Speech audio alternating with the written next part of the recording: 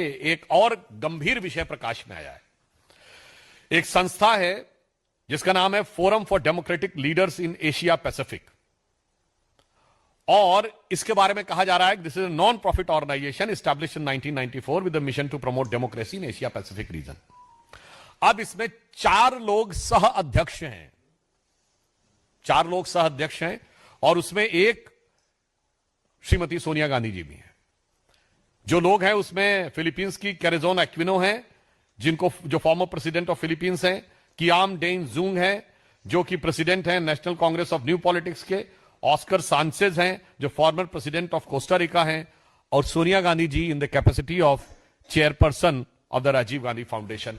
ये आप देख सकते हैं। गंभीर बात है।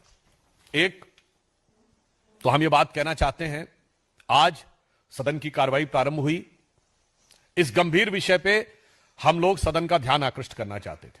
यद्यपि आज श्रीमती सोनिया गांधी जी का जन्मदिन भी है, तो हम उनको जन्मदिन की मुबारकबाद भी देते हैं, और देश की तरफ से यह भी कहना चाहेंगे कि कम से कम आज के दिन उन्हें इस विषय के ऊपर अपने साथी लोगों से कहना चाहिए कि वो ईमानदारी से चर्चा होने दें।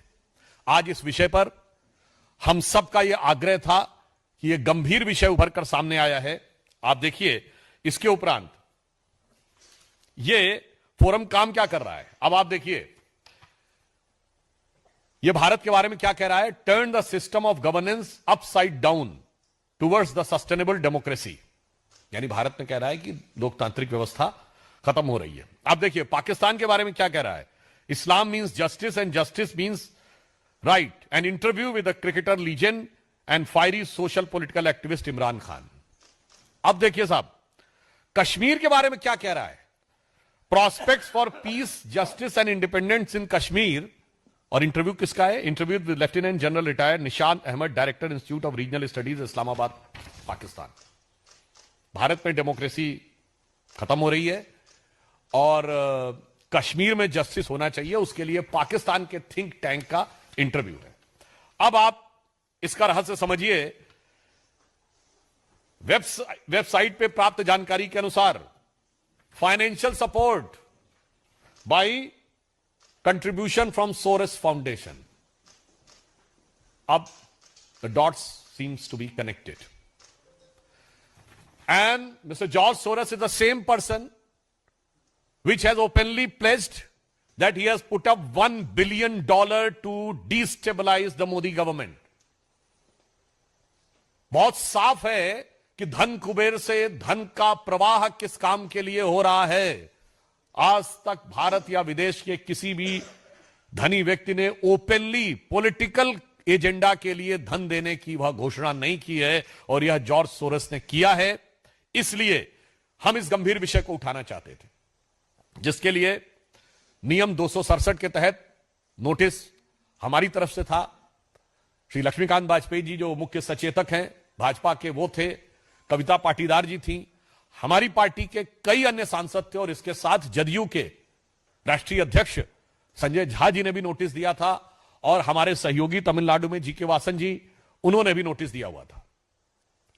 परंतु विपक्ष इसके ऊपर ईमानदारी से चर्चा नहीं चाहता है, और इसलिए वो अपनी इन कारगुजारियों को छुपाने का जितना भी प्रयास कर ले, आज हम साफ साफ विपक्ष और विशेषकर कांग्रेस पार्टी से पूछना चाहते हैं कि ये forum for democratic leaders of Asia Pacific से आपका क्या संबंध है, साफ साफ बताइए। और इसमें जिस प्रकार से भारत विरोधी और पाकिस्तान समर्थक बातें कही जा रही हैं, वो आपकी सहमति से हैं या आपकी दुरभिसंधि के साथ हैं। With your cognizance and coherence we want a clear cut answer. Third, इसमें क्लियर कट कहा गया है कि इस फोरम की फंडिंग जॉर्ज सोरस से हो रही है, सोरस फाउंडेशन से है, जिसके एक नहीं अनेक व्यवस्थित उदाहरण मौजूद है। जो उस दिन आपको अन्य प्रेस कॉन्फ्रेंस में भी बताया गया था कि सलील शेट्टी, जो कि उनकी फाउंडेशन के वाइस प्रेसिडेंट भी हैं, राहुल गांधी जी के साथ उनकी फोटो उपलब्ध है, जो वो अपनी तथाकथित भारत जोड़ो यात्रा में चल रहे हैं। ये भारत की एकता और अखंडता के लिए खंड खंड करने वालों के स्वप्न को साकार करने का यह प्रयास हो रहा है। हम इसलिए बहुत साफ पूछना चाहते हैं, इसमें श्रीमती सोनिया गांधी जी का सीधे सीधे नाम है, जो कांग्रेस की वरिष्ठतम नेता हैं। भारतीय जनता पार्टी का स्पष्ट रूप से मानना है कि जो कुछ घटनाएं जॉर्ज सोरेस, उनका ऑर्गेनाइजेशन और उनसे जुड़े हुए विदेशी संस्थान कर रहे हैं, वो भारत में अस्थिरता पैदा करने की एक देशद्रोह के समकक्ष साजिश है। It amounts to destabilize the nation and equivalent to treason. अगर ऐसे लोगों के साथ आपका संबंध है तो मैं कांग्रेस के शीर्ष नेतृत्व से पूछना चाहता हूं, क्या आपका शीर्ष नेतृत्व देशद्रोहियों के साथ है? हमें साफ जवाब चाहिए।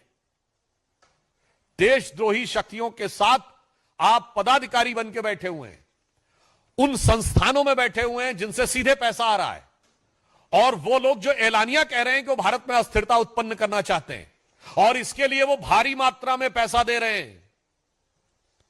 ये सोरस और कांग्रेस की दोस्ती क्या है?